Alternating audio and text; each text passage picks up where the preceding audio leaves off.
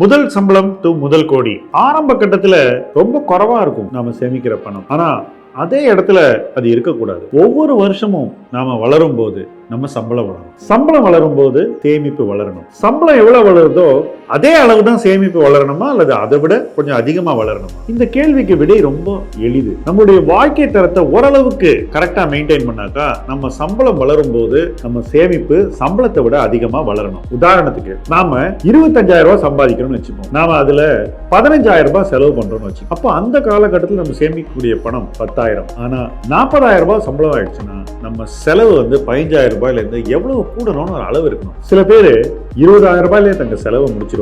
அப்போ அவங்களுடைய சேமிப்பு 20,000 ரூபாய் ஆயிடுது. சோ நம்ம வாழ்க்கை தரத்தை கண்ட்ரோல் பண்ணி நம்ம சேமிப்பை நம்மளால உயர்த்த முடியும். நாம வளரும் போது நம்ம சம்பளம் வளரும், சேமிப்பும் வளரணும். சேமிப்பு நம்ம சம்பள வளர்ச்சியோட இன்னும் அதிகமா வளரணும்.